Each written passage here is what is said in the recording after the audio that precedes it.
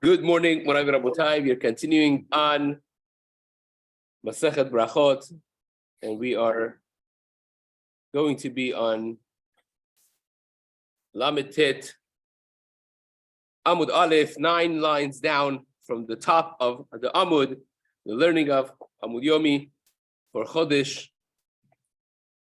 Cheshvan and Kislev. This is really in the middle, has been sponsored by Shahab and Shana Rabbi and by the Hami family, and has been sponsored this week by Mayar Zargari, Leilu Nishmat Rachamim Ben Yosef Moshe, and sponsored also for Refuah Shelema of Devorah Bat Rivka.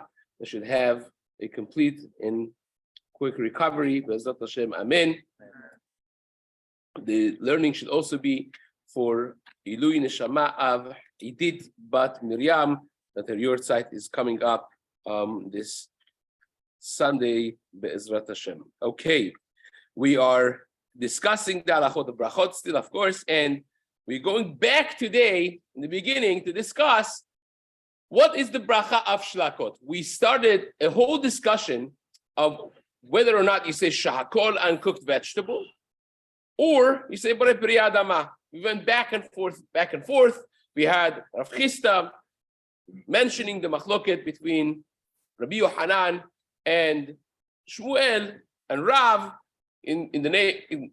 Rav was mentioned the name of Rav Nachman, who also brought Ula in the name of Rabbi Yochanan, and he brought Rav.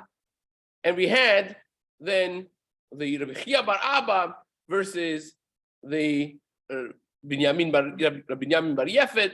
We had the whole discussion yesterday, basically, and now we're going back to that concept, suggesting that perhaps maybe it should be machloket Tanaim. In other words, we had the discussion back and forth between all of them, Amoraim basically. Rav is generally speaking an Amorah. Shmuel, generally speaking, is an Amorah. And all of the names that we mentioned are, so the Gemara is going to say, maybe this should be a machloket Tanaim really. And is going to try to prove it from there, and eventually the Gemara is going to fall off of it. Now, before that, Rav and sometimes Rabbi Yochanan, you have specific times that, Rabbi Yochanan is suggested this way also, but Rav, many times in Shas, when we have our back against the wall, the Gemara says, Rav Tanahu Upalik.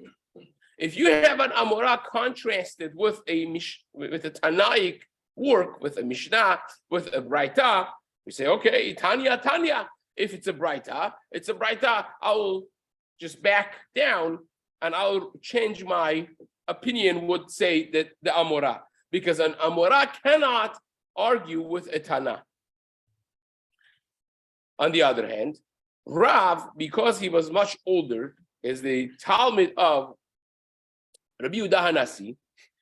Talmidim of Rabbi Yehuda Hanasi, generally speaking, are considered Amoraim, because Rabbi was the last generation of Tanaim. But Rav was so big, and he was so much older than the other ones. Rav lived a very, very, very blessed long life. So Rav, the Gemara says, Tanahu Palik, even though that we generally speaking consider him as an Amorah, the senior Amorah, first generation of Amoraim, perhaps the biggest of the Amoraim, but when we need to, if you have no other way of reconciling Rav's Shita with a Tanaic work, the Gemara will tell you, Rav could take on a Braita. He could serve as a role of a Tana. He does not necessarily have to be bound by going with all of the Braitas and Tanaic works. That's Rav. Once you have it said about Rabbi Yochanan, it was as well, that Rabbi Yochanan perhaps could be also like that. Rabbi Yochanan himself says that I was together with Rav in the yeshiva of Rabbi Yehuda Hanasi. And he says, because Rabbi Yochanan considers Rav his Rebbe. That's how big Rav was. Even though that we mentioned that Rav and Rabbi Yochanan, halakha is like Rabbi Yochanan, ironically, but Rav, in Masechet Chulin says, Itli Rav Bavel. My rabbi lives in Bavel. Even though that in Daf Hey, in the Gemara over here, we had that Rabbi Yochanan was a very big supporter of living in Eretz Yisrael, and he was even surprised that someone is going to have longevity in Chutz La'aretz and so on. But he himself said, my rabbi lives in Chutz La'aretz, in Bavel. And who is that? Rav. He says, when I was together with Rav in the yeshiva of Rabbeinu HaKadosh, Rabbi Yehuda Nasi, Rav sat 17 shura, 17 rows in front of me. And when Rav would speak in learning in the middle of shiur with Rabbi Yehuda Nasi, no one had a clue what they're talking about. No one had a clue. This is like the level that Rabbi Yochanan held Rav. So Rav is Tana Upalik. Parenthetically, I'm just going to say in parentheses over here, somebody told me that the Rogatchover Gaon, Rabbi Yosef Rosen, who was a Gaon Geonim, and he lived in the same in Dvinsk. He was actually a Chabad descent, even though that he was not at all in Hasidut. He was a tremendous Gaon of Torah. He was from the Lubavitch family descent. So he was a person that if you went to Dvinsk and you were a Rav of town, your Baal Batim would expect you to certainly go to the Rogatchover Gaon. And he was a very, very unwavering personality of Torah. If you didn't know what you're talking about, he would make sure you know that you don't know what you're talking about. He had no politically correctness at all. So someone said, and people were afraid, like Rabbanim who had something to do in Dvinsk, from a year before they would sit and learn for a few hours a day to prepare their little meeting with this person. Everyone was afraid of him. He was a lot to say about him. But the Maaseh, he once Rabbi Aaron Kotler, he was already a Rosh Yeshiva of Slusk at age 20. Rabbi Aaron Kotler was a tremendous Gaon, and he once went to Dvinsk, and he went and he met with the Rogatchover Gaon, Rabbi Yosef Rosen, and he was there for 8 hours in the room with him. 8 hours. So somebody was there in the room, and someone that I spoke to, he said, what did he say? He said, I have no clue what they were saying. They didn't say anything. They were just throwing at each other mar'eh mekomot. He said, what do you do with the Tosafot on this and this page, this passage? I said, oh, Rashma in that place. And they said, no, Ritba there. And 8 hours of just throwing at each other. Wow. They knew what they were talking about, but nobody else could could understand what exactly was going on between these two giants of Torah. So that's what Rav was. But to show you why it is that Amora cannot disagree with the Tanakh, they're totally different levels. It's a machloket that the Shach brings in Choshen Mishpat, in Siman Chafhei of Choshen Mishpat, and Sif Katan Chafed is whether or not an Acharon could disagree with the Rishon. Right, Rashba is a Rishon. Right, the medieval authorities of Torah, which basically ended in the time of Maran Shulchan Aruch. The Radbaz already, who overlapped with Maran, is questionable if we deal with him as a Rishon or Acharon. That's Rabbi David ben Zibra. He was the Nagid, the last of the Nagidim of Mitzrayim. For 50 years, he was the Nagid in Mitzrayim, and then he made Aliyah, he came to Eretz Yisrael. He was well into his 90s already when he came to Eretz Yisrael, and that's where Maran, Shulchan Aruch, Rabbi Yosef Karo, was a young leader of Klal Yisrael in Eretz Yisrael, the author of Shulchan Aruch. And Maran, whenever he had to sign a public declaration or anything of Tzibur, he would first go to Rabbi David ben Zibrat Radbaz to have him sign to show that he's the Zakana Poskim, he's the elder of the generation. But can Achron, the generation afterwards, Maran is considered an Achron already, can they argue on Rishonim? That becomes a more fascinating discussion outside our topic now. So the Gemara wants to now suggest that this very machloket that we've been spending a lot of time on, of whether or not shlakot, the cooked vegetables, you should say, maybe, just maybe, it's machloket Tanaim. So says the Gemara, 9 lines down from the top of the Amud, Nema ketanai. Let us suggest that this is machloket Tanaim. The Hanau to the Talmidi Davu Yat Mikamed Davar Kapara. the two students of Bar Kapara that they were sitting in front of him, they brought in front of Bar Kapara cabbage and a spinach, some sort of spinach dish, which is cooked also, and pargiot, birds, chicken or bird flesh, and says the Gemara, Natan Bar Kapara reshut le'echad mehem levarech. Bar Kapara said, okay, yalla. He told one of them, say bracha. So of course, his thing was to test also what bracha they say first, right? We mentioned before that that's how you see if a person is tameh hacham or not, right? If a person really knows what they're talking about. The Gemara says in Masechet Baba Kama in Daf Lamed that Hayman debayle meveh Hasidam.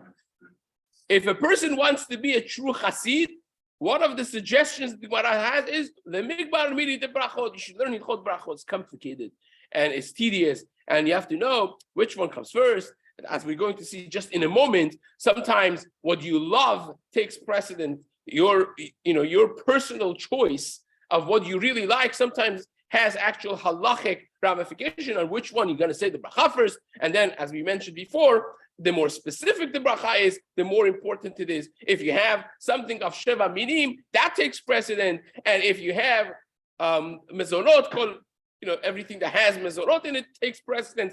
And when you have them, a tug of war between these priorities, which priority trumps the other one, is another concept. So he wanted to know what the Talmid is going to do. So what did he do? Says the Gemara, Kafatz uberach ala pargiot.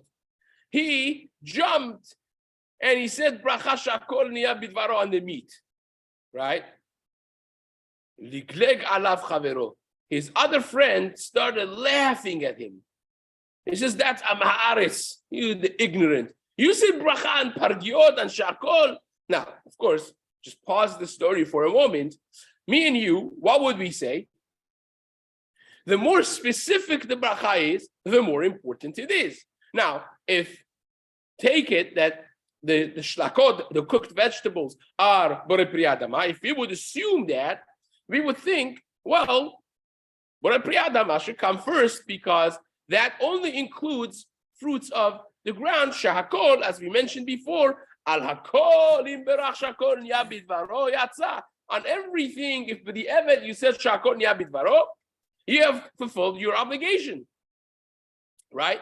So therefore, we would say that borei pri adama should take precedent to shakol niya bidvaro. It's a more specific bracha. The less it covers, the more specific it is, right? Borei pri ha'etz is even more specific than borei pri adama, because only fruits of the trees. If you say ha'etz an ehadama, you're not yotze. If you say ha'adama an ha'etz, you are yotze, right? Now this happens to be that's not so pashut. If you have ha'etz and ha'adama, that you should say ha'etz first. The Kaf HaChaim indicates like that, but in Shulchan Aruch seems not like that. Again, the halachic details of this is beyond the scope of this little talk, but that's certainly what we think that ha'adama should come before shakol, and that's why this other guy started laughing at him. So Bar Kapara, by the way, was a very fun personality. Ben Ish Chai writes, Sechet Nedarim, actually, the daf is going to get there in 3 weeks or so. In Daf Nun Aleph, the Ben Ish Chai writes that Bar Kapara and Resh Lakish, they were Bat Hanim. They were very fun personalities, very geschmack personalities. So says over here, you geschmack personality for other times. Well, when somebody makes fun of somebody, there's nothing fun about that, right? When someone embarrasses somebody else, there's nothing fun about that. We mentioned this before, that the Gemara, the Mishnah really starts in Masechet Bava Metzia on Daf Nun Chet Amud Bet, on 38b. The Mishnah says you have to be more careful about hurting someone's feeling than deceiving them monetarily, right? There the Gemara speaks about people who are downtrodden, people who are more sensitive emotionally by nature, right? Yetomim, almanot, gerim, someone that that is about tshuva. You say, oh, you remember, years ago, you remember where we would spend our Thursday nights, and that's embarrassing for someone that now has a rabbinic family and it happens to be about tshuva, or is not even a rabbinic family, it's from. There the Gemara brings the story of David HaMelech. David HaMelech was a tremendous personality of Torah. He was the head of Bet Midrash, right?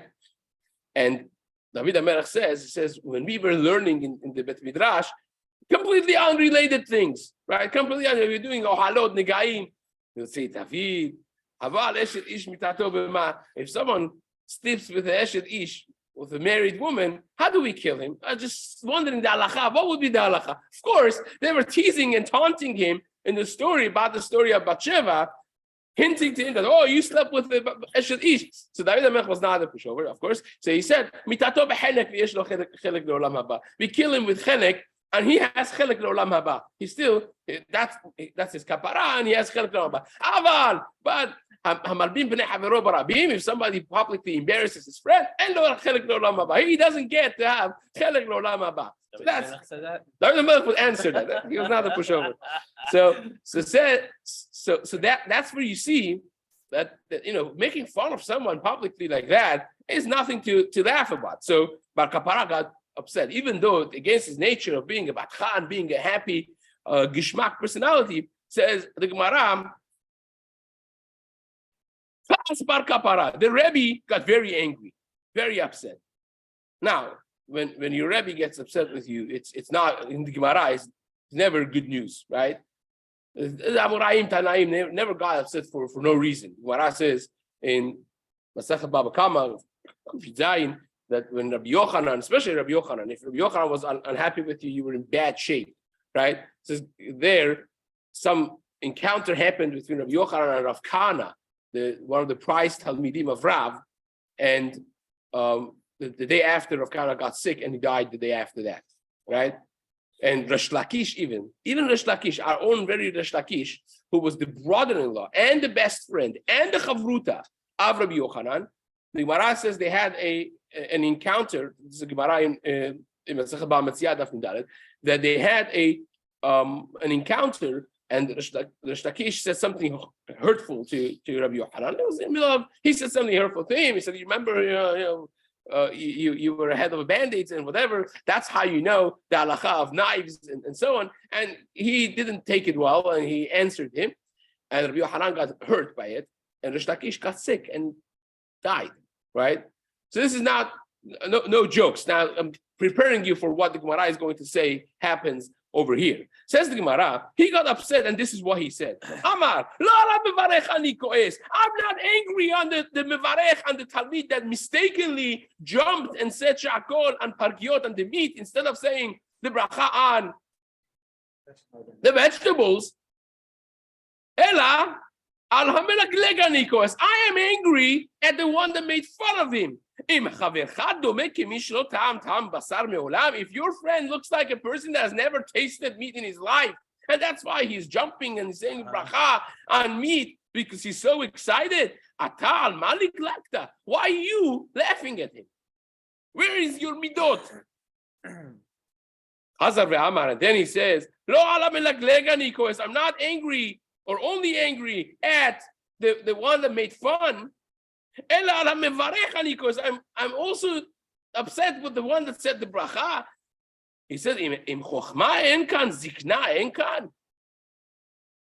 if I tell you to say bracha and you're not sure about what the bracha should be, shouldn't you ask me? If you don't even trust my chokhmah as your rabbi, you don't trust my age. So you'll ask me, if there's no chokhmah, what's the age going to do?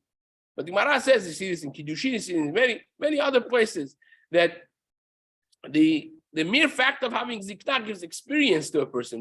When you have been around, you have stuck around, say, I remember 50 years ago, 40 years ago, 30 years ago, Rabbi Yochanan said this, Rebbe said this, I had an encounter with this rabbi, I saw him do this. So at least check with your rabbi, says Bar Kapara to this guy. Tana, we learned the Shenehem, both of these Talmidim did not end their year. Okay, so that was what I prepared you for, because this is a different topic to talk about why these things would happen. The Mishnah, of course, in Pirkei Avot says you have to be careful with the fire of Talmidei Chachamim. You warm yourself up with the fire, but if you get too close and it becomes inappropriate, then the fire could burn too. So says the Gemara. Now, this was the story. The Gemara brings this to teach us maybe the machloket between these two students was our own machloket of whether or not she says shakot and shlakot and cooked vegetables, or you should say borei peri adama. Maybe it was not just a mistake. These are Tanaim. And maybe their machloket was exactly gufa what we have been discussing. So let's. You might have liked the basar better. So that's exactly what we're gonna get. Says the Gemara. My love, why wouldn't we say that that's exactly the crux of their machloket? The mevarech savar, the one who said shakol and the meat, thought shlakot pargiot shakol niyabidvaro, that both cooked vegetables and meat, both of them are shakol. Well. If you have shakol and shakol, if you have ha'etz and ha'etz, now ha'etz is not a good example because you could have one of them be one of the shiva aminim, right? But hadama and hadama, or ha'etz and ha'etz, non-shiva aminim things in apples and oranges, right? Which one do you say bracha on first? Right? Really, whatever. So there is where chaviv comes into play. What you love more takes precedence. Because now they're equal. There's no halachic categorical, advantages with one over the other one. So you get to choose, and then is where chaviv becomes a thing. In other words, chaviv, what you like cannot trump categorical differences. If one thing is from Shivat Aminim, that by category is a higher category. You can't say, well, I like this one more. If you're going to be eating both of them, you say bracha and Shivat Aminim.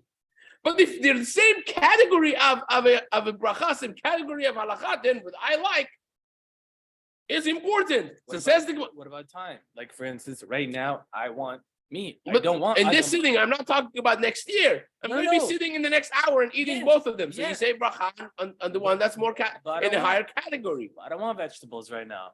I want meat. You sound like you're sitting at a meal. Again, it depends. If it's going to be in dessert and then it doesn't match the timing right now, you're not going to be eating right now because but you're going to be eating both of them, even though that you want to decide because you like this more. That does not determine. You have to save the bracha on chaviv first.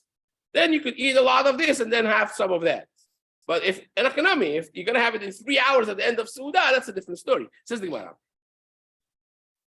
Hilka chaviv adif. Therefore, if they would both be shakol, both the meat and the shlakot, then chaviv adif, then it takes precedent. Umelagleg, the one that made fun of him, Savar, he thought, no, shlakot borei pri adama. Shlakot is borei pri adama. And therefore, if you have borei pri adama versus shakol, the category that is more specific takes precedence. And you would have to say bracha on pera adif, the fruit. The borei pri adama would take precedence and would be adif. The Gemara says no. It's not a machloket tanaim. It could be the kula al mashlakot pargiot shakol niyabit baro. It could even be that both of them hold shlakot and pargiot are shakol niyabit baro. Right? This is something that we haven't even contemplated before. That everyone agrees that shlakot is going to be shakol niyabit baro. Remember, yesterday we discussed that pretty much everybody holds, Rabbi Yochanan, Shmuel, Rav, they hold that shlakot is borei pri adama, and we mentioned that Rabbi Binyamin Bar Yefet, who said it in the name of Rabbi Yochanan, made a mistake. But now the Gemara says maybe both of these Tanaim could even hold that shlakot is borei pri adama, and yet the difference is the following. And this is another category of precedence. Are you ready? Says the Gemara.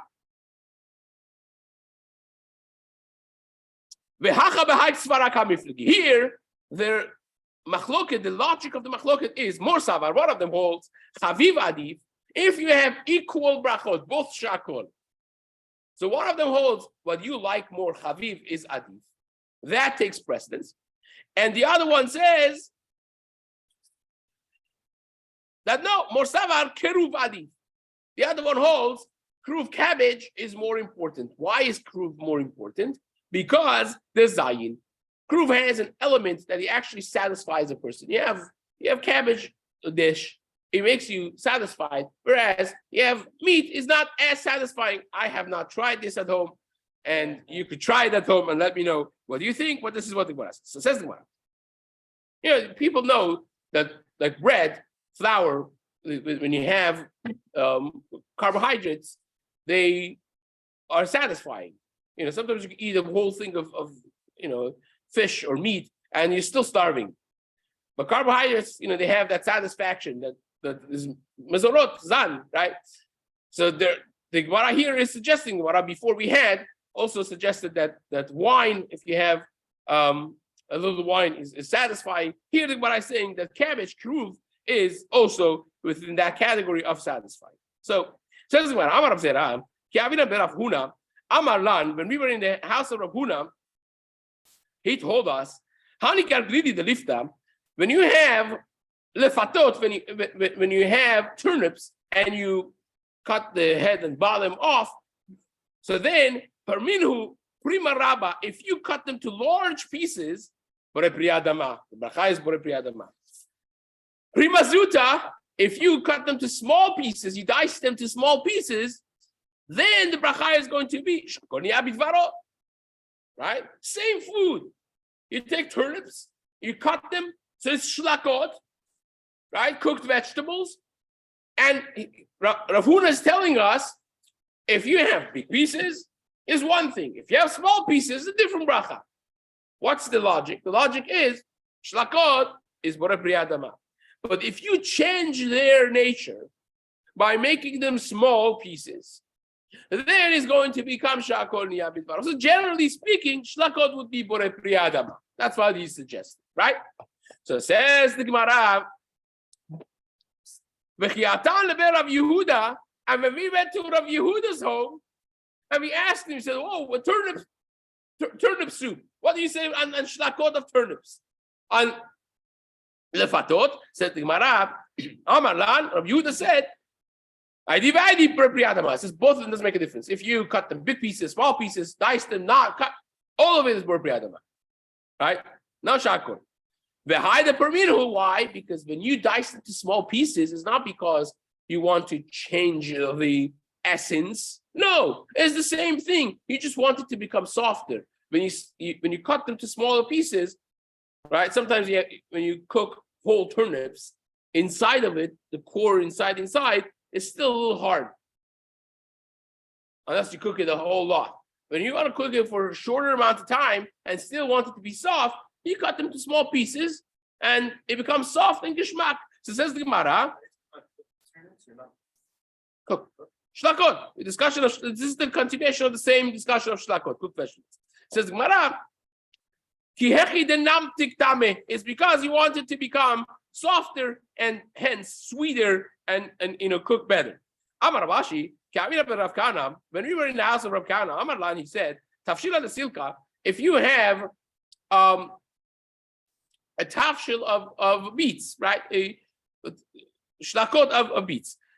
The lo mafshu kimcha, usually they had a dish, apparently, with silka, with beets, that they would actually put in it flour, and they had another dish with cooked vegetable of turnips, and they also put flour in it. But the amount of flour was different. By silka, they put a little bit flour. By beets, because beet probably is more sweet, whatever it is, they put a little flour. By turnips, they put a lot of flour. You remember we mentioned before in the last daf of Rav Shmuel Damri Tarvaihu, that Rav Shmuel, that both of them held, anything that has chameshet minei dagan is borei minei mezonot, right? You remember that? And you remember what the Tosafot said? The Tosafot that we read over there said, unless it's coming to be ledabek, it's coming only to give it texture, and put the pieces together, right? You remember we spoke about Captain Crunch, right?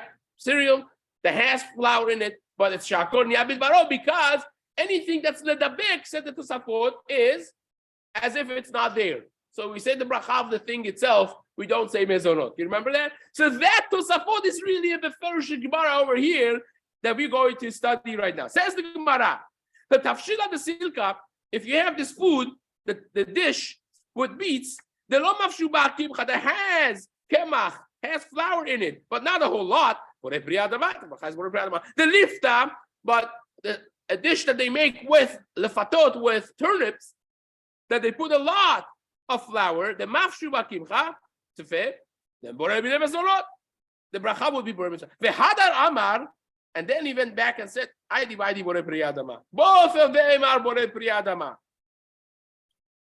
So what do you do with Rav Shmuel that they say should be mezonot? How do you deal with that? That was the maskara of the Gemara before. Says the Gemara, the high the shadi bakim chatfe, this that they put kemach inside of it, ledabuki be'alma avdila. They're doing it only ledabek. They're doing it only to form and form them together that it should stay and get a certain texture, not because of taste, right? Amar Rav Chisda. Rav Chisda says, Tafshil shel tradin yafel alev. Cooked beets are good for heart, but tov le'inaim, they're good for eyesight, for the health of eyes. The kol shkalim le'mayim, and of course they're good for your gut and for your digestive system, right? This I think is confirmed. Amar Abaye. Abaye said, "Vehu deyati abe tafi ve'abe tuchtuch." That's only when you cook it very well until you hear the sound tuchtuch, right? It's bubbling and it's making the noise. It's soft and fully well done. That's when it's good for you. Okay? Amar Papa. Shita limaya de silka kisilka. Umaya de lifta kelifta. The water of selek, when you cook beets in the water that takes the taste of the beets is kesilka. It's the same bracha, borei priyadama, just like the silka itself, right? The water. Umaya, the lifta klifta. When you have the water of turnips, when you have turnip soup, and you want to have the soup, is hadama, just like the turnips, says Rapapa, right? And the water, the soup of all of shlakot, of all cooked vegetables, is going to be like shlakot borei peri ha'adama. Now this becomes a big question, because the Rashbad, many others, they ask this question. So wait a second. Fruit juice, we say shakol on it. We had this before, and yet you're telling me that the water that you cook vegetables and fruits in it becomes like the bracha of the vegetables themselves. So what is the difference? That this is shakol and this is hadama. That becomes a big discussion that Be'ezrat Hashem, maybe next time we will delve into it. Be'ezrat Hashem.